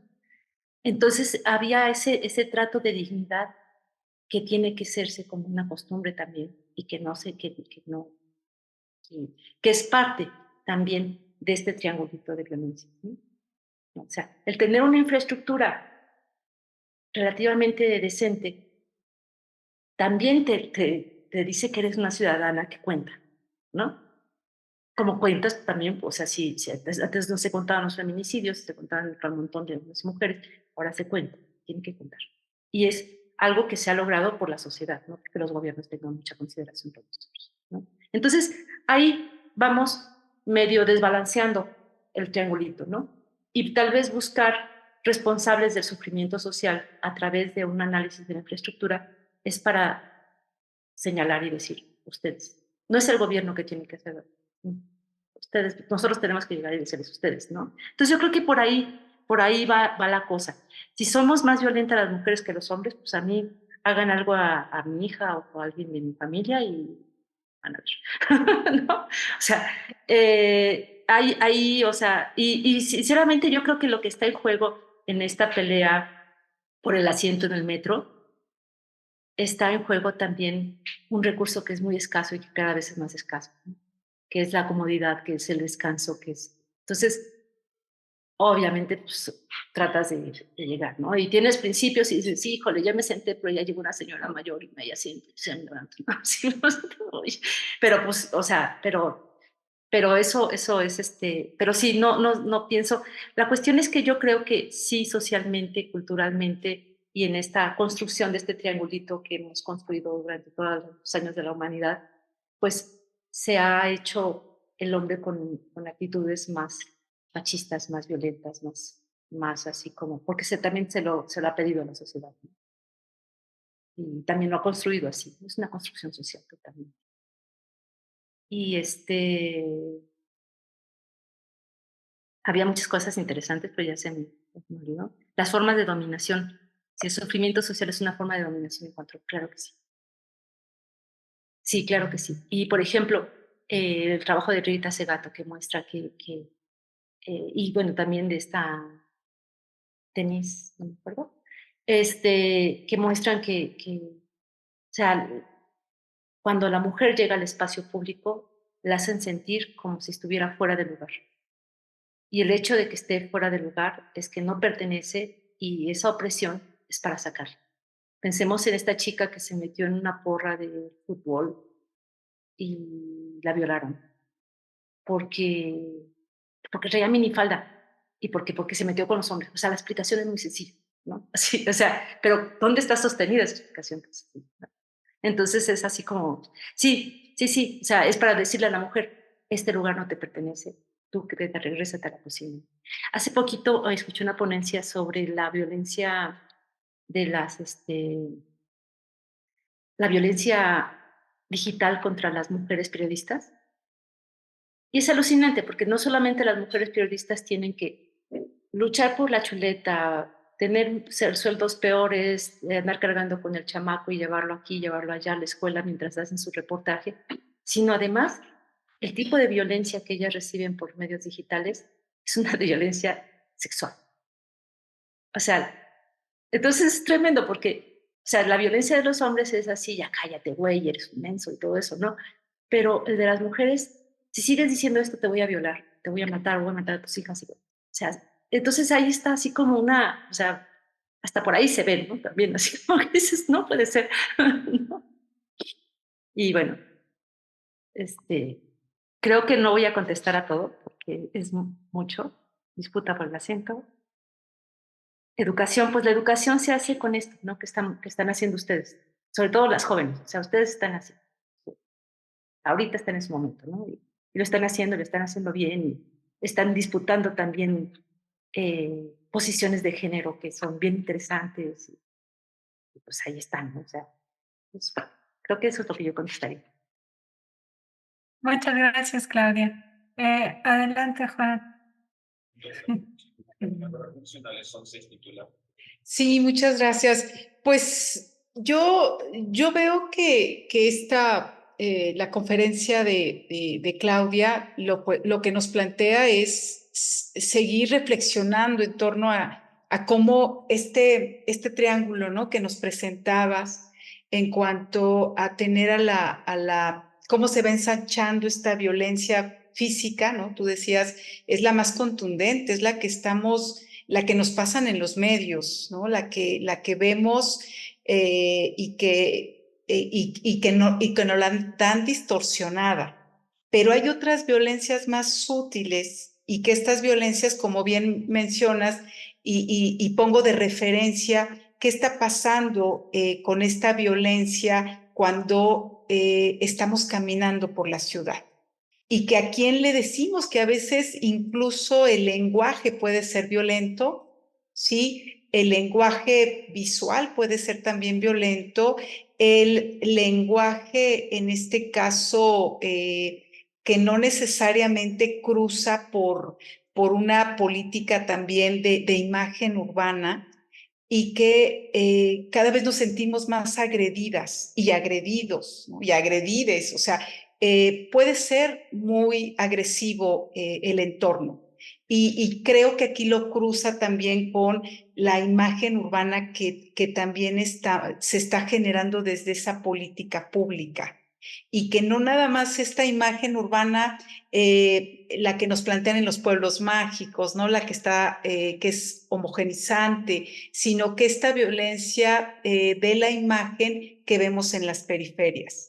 Y en este triángulo que bien nos planteas, yo diría cómo cruza la cuestión de lo cultural y lo vinculo con la construcción social que tenemos también de la violencia, con la construcción social que también tenemos sobre el género y que ahorita también vamos a tener que construir socialmente cómo nos afecta el hecho de que la ciudad está construida y reproducida con infraestructuras, así ahí yo me voy al concepto, si tú quieres, más urbano, más urbanístico, como la infraestructura en la cual es el soporte de las ciudades está en condiciones deplorables y que esta infraestructura no está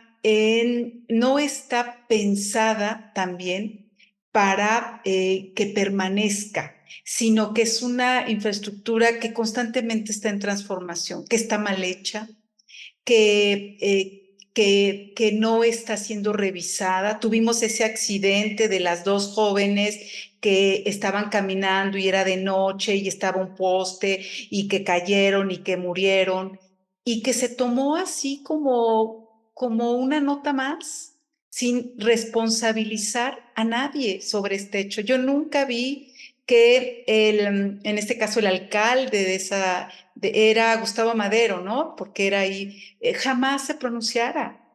Yo no sé qué pasó con ese bache, pero yo creo que ahí nos permite ver qué tanto estamos siendo insensibles a estos accidentes y que los estamos nada más planteando como una cuestión de infraestructura.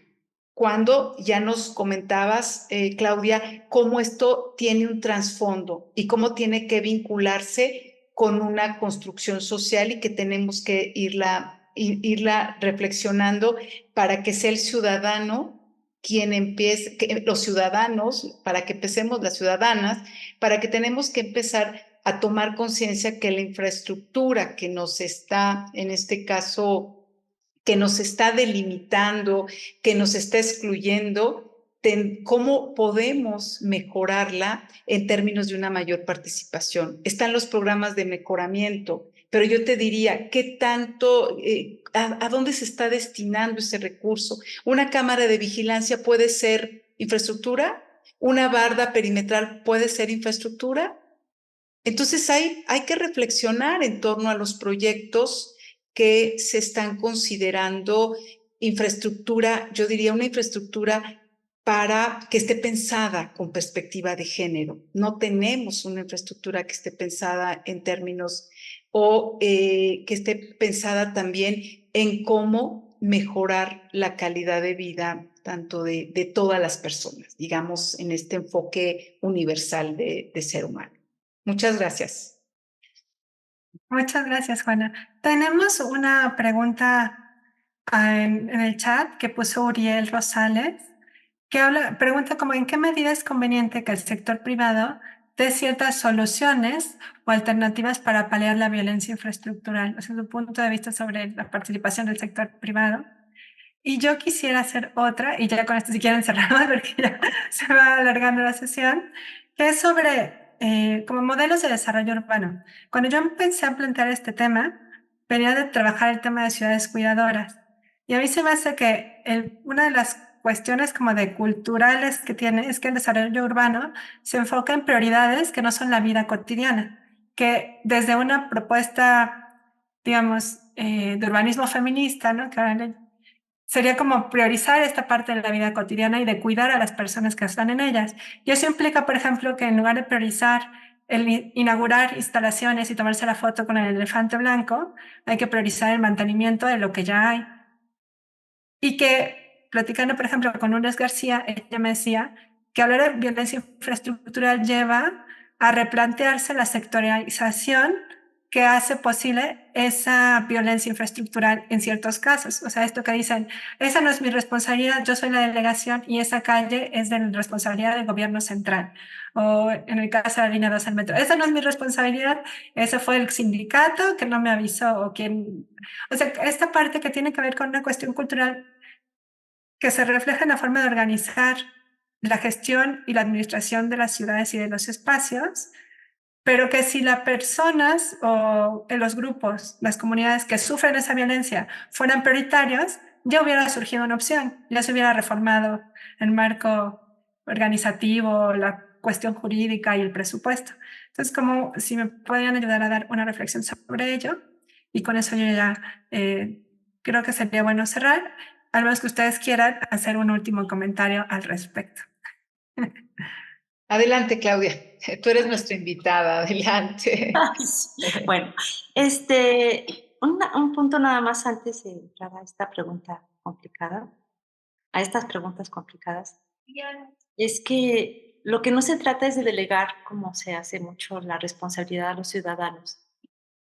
Sin embargo, ya lo estamos haciendo, ¿no? O sea, no lo hacemos las ciudadanas están señalando y están logrando cambios para lograr ciertas cosas, ¿no? Y eso es la parte interesante, y no es que ellas tengan que ponerse, por ejemplo, en Iztapalapa o en Catepec. Yo he visto personas que tienen que hacer cooperacha para comprar un foco, para ponerlo en nuestra parada de autobús, de pecero, porque a las 5 de la mañana no hay luz y es muy oscuro.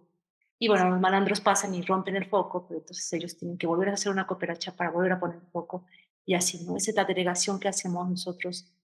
Bueno, el gobierno le hace la delegación, le delega toda la responsabilidad a los ciudadanos, y no se trata de eso, pero sí se trata de que los movimientos y las organizaciones y los individuos también puedan eh, sugerir y proponer y señalar, ¿no? Señalar, y una de las cosas que me parece interesante de la noción esta de violencia infraestructural es que es como algo material que nos permite revelar responsabilidades. O sea, dentro de la legislación, dentro de la estructura orgánica de nuestros gobiernos, todo está legislado. Todo el mundo sabe para quién va, para quién va la responsabilidad. Por ejemplo, ahorita que hubo el problema del agua en Benito Juárez, se sabía que pues, se escapaba de las manos de la delegación, de la alcaldía, tenía que ser la ciudad que tenía que responder, porque ellos son los responsables de aguas, ¿no? Entonces ahí hay una responsabilidad que está ahí, y ahorita se están echando la bolita, y obviamente estamos en periodo electoral y están peleándose, o sea, quién tiene la responsabilidad de quién hace y quién no hace, ¿no? Pero legalmente, jurídicamente, hay una responsabilidad, que es la ciudad que tiene que responder por unas situaciones, ¿no? Entonces, para esa coladera también tendría que haber una persona responsable, pero una persona responsable a una entidad o una institución responsable. Pero no la hay. La tarea está en poder revelar eso de revelar ese problema, ¿no? La cosa es señalarlo, revelar los responsables, ¿no? Que esa es como que la chamba que nos permitiría hacer este concepto, ¿no? Y sí, pues pelear por ciudades cuidadoras también es una chamba que tenemos que hacer, o sea, que tenemos que señalar y exigir. Y entonces también, supuestamente, con la democracia participativa podríamos encontrar una diputada que peleara por nuestra causa, o un gobierno, pero bueno, esas son otras cosas que también están por atrás de eso, ¿no? Pero las responsabilidades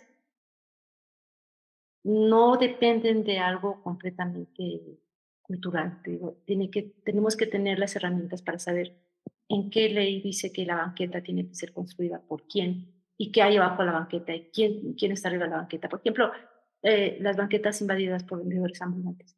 Eso no es así de gratis, hay todo un proceso que se hace para que alguien se ponga en la banqueta, ¿no?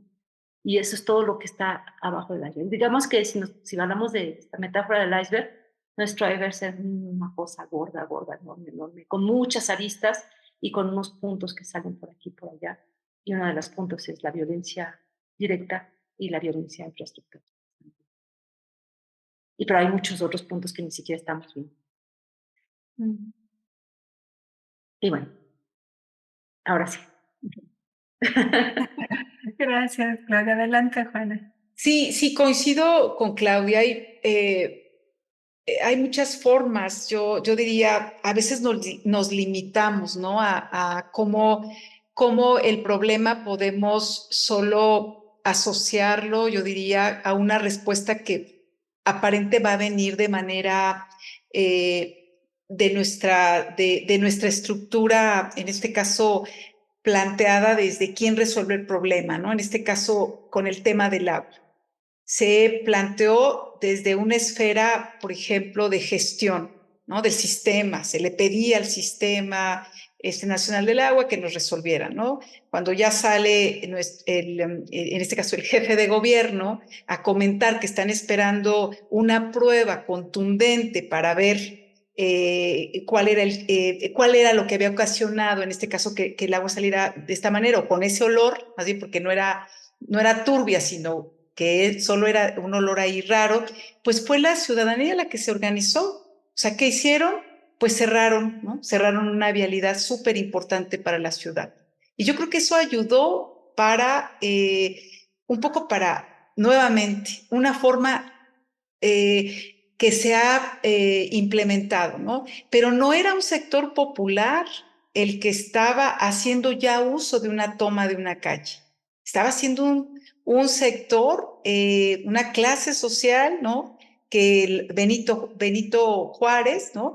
Que en nuestro imaginario, pues, es una clase social muy distinta a lo que sucede en Iztapalapa. Entonces ahí creo que nos manejaba un problema del agua que está ocurriendo en Iztapalapa, que está ocurriendo en algunas colonias en la delegación de Tlalpan, que no tienen agua, que tienen agua por tanteo, y nos estaba también haciendo que observáramos un tema también de agua en una alcaldía en donde quizás no pasaba, no tenían problemas de agua. Lo que nos hizo ver, yo diría, este problema es que este tema es muy amplio y es una problemática que se está presentando en toda la ciudad, pero a mí me gustaría que reflexionáramos, y lo vinculo con el tema con el tema de este concepto de violencia infraestructural, porque se resolvió de una manera distinta. Entonces yo también coincido con Claudia que nosotros como ciudadanos tenemos que tener como mucha creatividad para ir resolviendo nuestros problemas. ¿Por qué? Porque pareciera que a las autoridades ya se les agotaron, pareciera que lo siguen manejando de la misma manera, y eso que estamos en un momento electoral, y entonces hubo una respuesta. Si ustedes lo vieron, ¿cuál fue la respuesta? Permitieron que se llenaran garrafones, se implementó la limpieza de las fosas. Jamás yo había visto eso, esa Guardia Nacional que está haciendo ese servicio, y entonces nos permite reflexionar.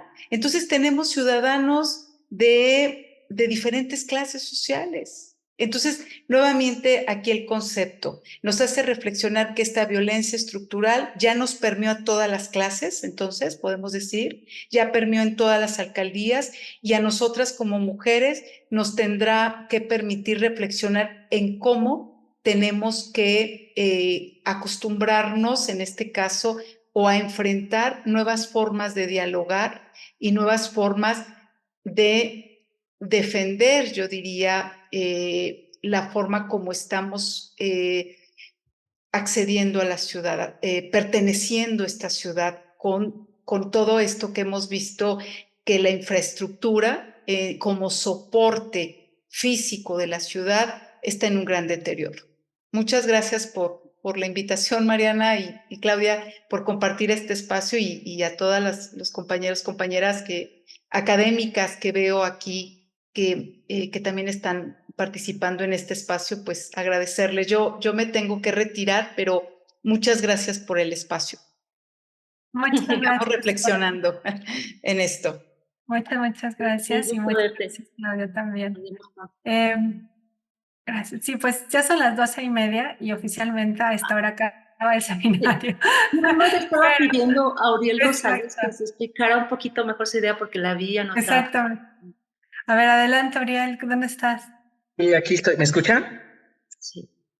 Ok, bueno, buenas tardes. Soy estudiante de la UAM Azcapotzalco, de la especialidad de Sociología Urbana. Justamente, bueno, mi pregunta va en el sentido de esta respuesta del sector privado ante la incapacidad o insuficiencia por parte del gobierno ante la violencia infraestructural. Por ejemplo, el caso de Uber, ¿no? Al querer responder a la necesidad de las mujeres, lanza toda una plataforma que se llama Juntas al Volante, en donde solamente se pueden recibir viajes de usuarias, ¿no? Entonces ahí estamos viendo la respuesta del sector privado, ¿no? Ante la inseguridad y el acoso que sufren las mujeres durante el día a día, ¿no? Pero viéndolo como desde la perspectiva de negocio, de servicio, pues pareciera que esto se puede convertir justamente en eso, ¿no? En un negocio, ¿no? Que pues quiero suponer que para la empresa Uber, pues eso se traduce en ganancias. Entonces, justamente en ese sentido va mi argumento, mi pregunta, ¿no? Y esta preocupación en que esta violencia infraestructural vista desde el sector privado, pues es un negocio redituable. Hasta ahí mi participación. Wow. Bueno, para Uber todo es negocio y para Cabify, para todos estos grupos, todo es negocio y es un negocio muy bueno porque no es tanto para los privados que hacen, que tienen su carrito y que van sirviendo como taxistas o choferes, sino para la empresa, ¿no? No sé qué porcentaje altísimo de esta, de este servicio, de cada servicio se queda en manos de la agencia Uber, ¿no? Este agente que es corporativo, abstracto. Entonces, sí, o sea, las mujeres podemos ser negocio para muchas personas y muchas cosas, pero aquí tú estás tocando un punto que es muy delicado y que es bien importante cuando yo vi tu primera intervención, que tiene que ver con la privatización de todo, ¿no? La privatización de la ciudad, la privatización de los espacios. Entonces cierran los parques porque resulta que es más seguro para todos tener parques cerrados. Cierras calles, cierras. Entonces eso, bueno, eso hacía parte también de esta investigación grandota con la que empezamos sobre seguridad. Empezó con esto de la privatización de la seguridad pública, que pone pone a temblar, desbalancea no solamente la relación entre lo público y lo privado, sino también entre lo legal, lo ilegal, lo formal, lo informal, bueno, incluso lo colectivo, lo comunal y lo privado. Entonces es un punto de tensión que podría dar para otra charla, pero sí sería interesante abordarlo desde ahí. La cosa es que tenemos que pensar que también un pecero es tan privado como un carro de Uber, ¿no? Pero, o sea, es otra dimensión del negocio porque aquí ya está la dimensión global, justamente, la que estaba diciendo yo, es esa escala global que está jugando en estos nuevos corporativos de transporte de personas, ¿no? Pero es buena pregunta, a lo mejor, trabajar con ella. Ya. Adelante con la última. ¿La última ya? La última, nos vamos.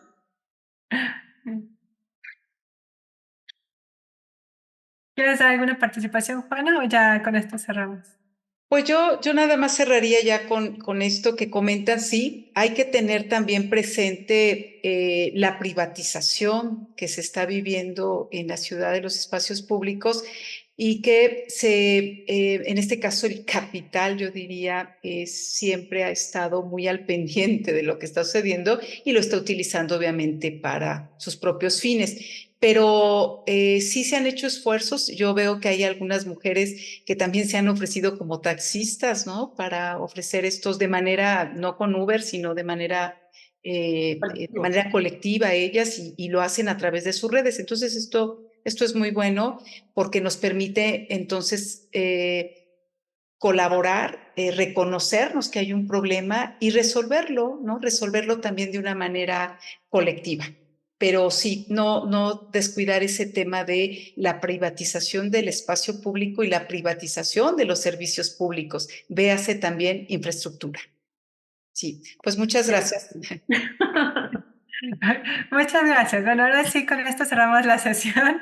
Muchísimas gracias a la doctora Juana Martínez, a la doctora Claudia Zamorano por acompañarnos y a todos ustedes que se quedaron hasta el final de la charla. Tenemos un ejercicio de reflexión que ahora por el tiempo creo que lo voy a dejar para la próxima semana, pero quienes se hayan metido a la lista de asistencia, registrado su correo, yo les voy a hacer llegar unas noticias de periódico.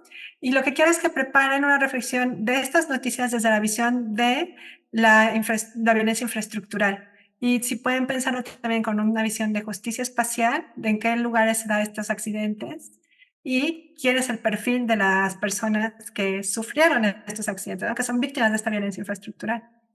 Y en la próxima sesión lo podemos discutir. La próxima sesión será el 3 de mayo y justamente la invitada de la sesión es la doctora Gema Argüello, quien es la autora del libro Arquitectura Hostil, del que mencionaba la doctora Juana Martínez. Ojalá nos puedan acompañar.